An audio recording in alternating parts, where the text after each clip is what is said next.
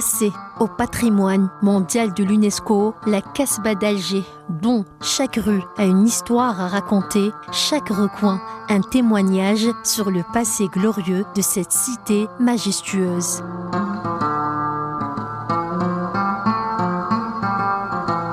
Donc nous sommes ici à l'intérieur d'une maison typique de la Casbah.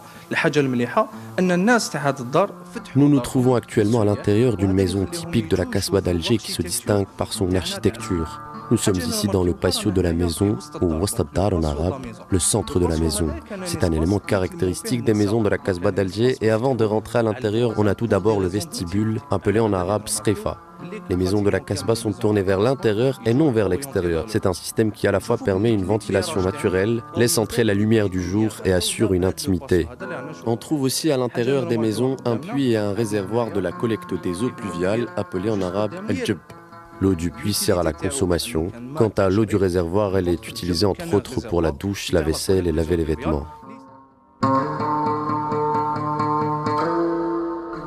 En sillonnant les rues de la Casbah, nous avons fait une halte au musée du Shahid Ali Ammar, alias Ali Lapointe, un lieu de mémoire et de recueillement qui immortalise et perpétue la bravoure des résistants et des symboles de la révolution algérienne. Les touristes portent un intérêt particulier pour ce lieu emblématique.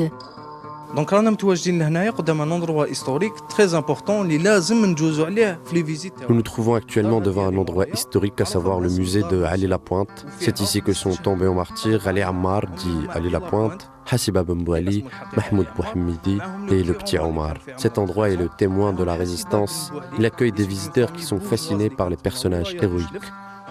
La Casbah d'Alger réussit à concilier passé et présent, démontrant ainsi l'esprit éternel de la citadelle algérienne. Autrefois, le mois sacré du Ramadan était un mois spécial, surtout dans la Casbah d'Alger, avec une ambiance particulière, des odeurs et des couleurs sans nul pareil.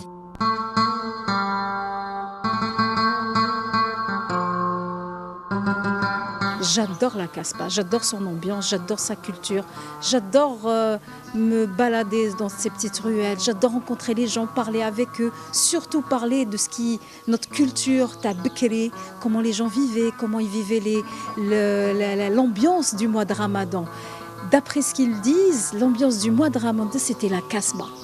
Et ce que j'aime aussi, dans ce temps-là, c'est le qa'da, comme on dit, c'est vraiment le fait que les familles se réunissaient et préparaient le dîner Ramadan.